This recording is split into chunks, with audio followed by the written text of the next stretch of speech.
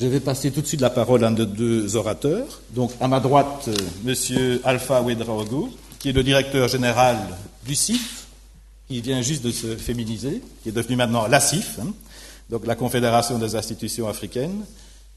Et je dirais, le CIF, les réseaux du CIF constituent un des premiers partenaires de ADA. Dans l'histoire de ADA, c'est peut-être le premier partenaire avec lequel nous avons travaillé. Ensuite, Dominique Gentil, qui est l'ancien président de l'IRAM, qui est un bureau d'études associatif français. Je mets aussi des guillemets, un jeune retraité, jeune entre guillemets, mais plutôt un vieux compagnon de route dans beaucoup d'aventures, notamment en Afrique. Leur biographie est dans leur dossier. Sans plus tarder, je passe la parole à M. Ouedraogo.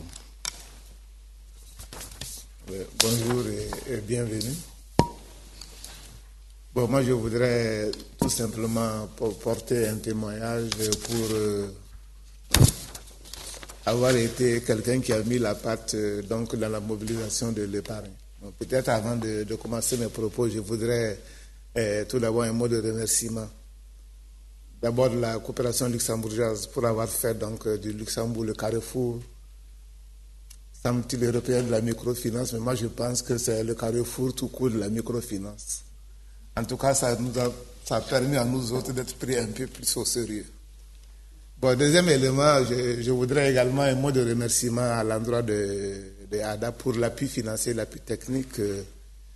Mais derrière cet appui, ce qui me semble important, c'est plutôt tout le caractère de cet appui. Un appui souple, flexible, un appui qui appuie sans étouffer le partenaire. Je crois que c'est très important.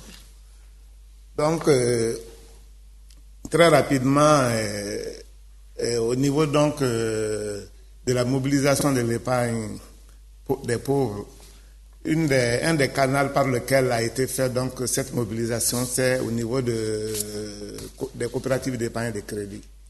Et les premières coopératives d'épargne et de crédit ont vu le jour en 1956 au Ghana, et bien plus tard, donc en 1970, au niveau donc de l'Afrique francophone.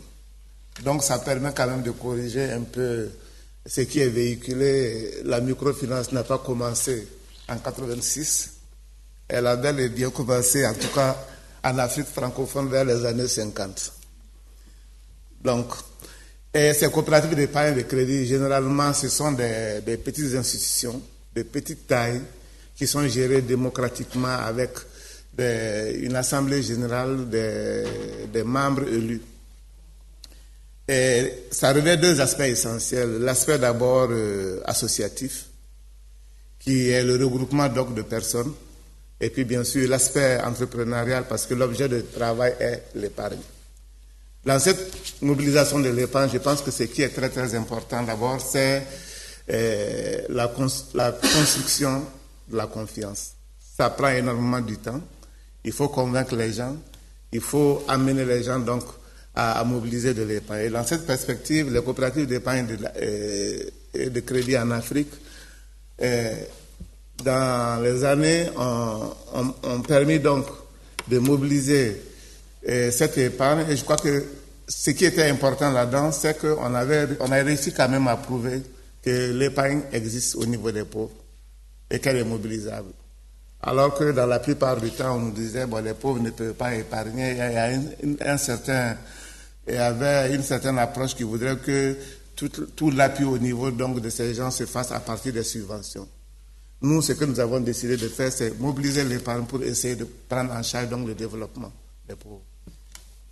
Donc très rapidement, dans cette mobilisation, en termes d'épargne, de 98 actuellement, on est passé de 64 millions d'euros à 175 millions d'épargne. Et ce qui est intéressant dans cette épargne, c'est vraiment l'épargne domestique, la petite épargne. Et vous allez voir au fur et à mesure de la progression, cette épargne va surtout croître en fonction de la capacité de l'institution coopérative à aller chercher le membre.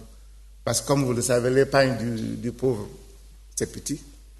Donc pour pouvoir créer cette accumulation, on est obligé justement d'aller chercher le nombre pour disposer d'une assiette financière à partir de laquelle on va financer le crédit. Donc la deuxième caractéristique de cette des coopératives d'épargne et de crédit, c'est que généralement, le crédit est assis sur l'épargne. Et parallèlement donc à ce dépôt, l'encours de crédit est passé de 53 millions d'euros à 151 millions d'euros. Et ça également, il faut comprendre que dans ce processus-là, c'est toute la construction du marché du crédit. Je pense qu'un des travaux sur lesquels on a beaucoup insisté, c'est amener les gens à prendre du crédit. Parce qu'il y a une culture de subvention, il y avait une culture, par exemple, de l'épargne. Et l'argent le crédit qu'on prend, c'est l'argent, par exemple, de l'appui extérieur, c'est l'argent du blanc. Et donc, tout le processus de remboursement n'était pas là. Donc, avant d'aller à l'acte de crédit, il a fallu d'abord investir dans les hommes pour créer cette culture de crédit.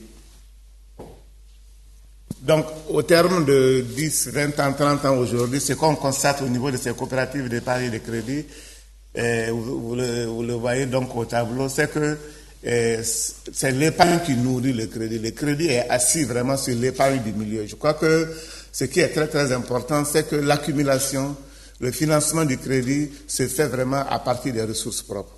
Et je crois que ça dessine un peu toute une problématique aussi de développement parce que, à ma connaissance, on a vu nulle part des pays qui se sont développés en ignorant leurs propres ressources, tant humaines que financières. Au cours de cette évolution de simples institutions associatives, on est en train de devenir quand même des institutions financières qui essaient de s'adapter à un certain nombre de gestions parce que avec la littérature actuelle, on pense que le moteur de toute cette construction, c'est la rentabilité, mais je crois qu'on est en train d'oublier une des vocations essentielles de la coopérative d'épargne et de crédit, c'est la disponibilité de l'argent du pauvre. Lorsqu'il vient déposer un franc, que ce soit en termes d'épargne ou en termes de crédit, à tout moment, il faut être capable de rembourser cet argent-là. Donc, la vocation première de la coopérative d'épargne et de crédit, en réalité, ce n'est pas la rentabilité, c'est d'abord la disponibilité de l'argent du pauvre. Parce que l'argent, quand vous regardez le paysan sahélien qui, pendant 4 ou 5 jours, travaille, qui quelquefois épargne à partir de son minimum vital, donc ça remet en cause toute l'équation de l'épargne égale revenu moins dépenses. Mais nous, on a eu des situations où justement dans les villages en pleine famine, c'est en ce moment que l'épargne a commencé à augmenter. Et les gens sont obligés de puiser sur leur minimum vital pour pouvoir faire cette épargne-là, parce que c'est un coussin de sécurité pour l'avenir. Bon, ce qui est intéressant dans cette évolution aujourd'hui, c'est qu'en termes de structuration financière, de structure financière, d'abord, c'est des réseaux qui sont devenus vraiment des entreprises, qui ont essayé de se capitaliser, et pratiquement le crédit est assis sur le dépôt et les fonds propres de l'entreprise, avec probablement un appel à l'extérieur d'autour de 15%. Et témoignant que de l'aspect purement associatif, on est en train quand même de mettre de plus en plus le pied dans une entreprise financière parce que, écoutez, il va falloir que cette institution puisse offrir donc des produits et services financiers à des démunis à grande échelle et d'une manière pérenne. Et qui dit pérennité dit rentabilité, et qui dit rentabilité dit capitalisation, pour pouvoir offrir ce service d'une manière permanente. Ben, ce que je voudrais quand même, c'est que derrière toute cette construction, derrière ces chiffres-là, les leçons apprises, c'est que la mobilisation de l'épargne d'abord est un acte d'émotion. C'est un acte émotif, c'est-à-dire le travail que ça exige, c'est convaincre l'autre à confier son argent à autrui. Et ça veut dire qu'il faut être capable aussi de développer autour tout un mécanisme de protection pour que lorsque le pauvre vient pour chercher son épargne, l'épargne soit disponible. Je pense qu'on peut faire de la mauvaise gestion, on peut peut-être on ne peut pas se permettre de faire du n'importe quoi avec l'argent du pauvre.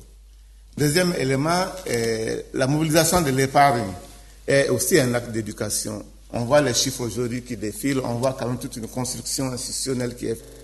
Mais en réalité, derrière cette mobilisation, derrière ces chiffres-là, c'est tout un travail d'éducation et d'apprentissage qui a été fait.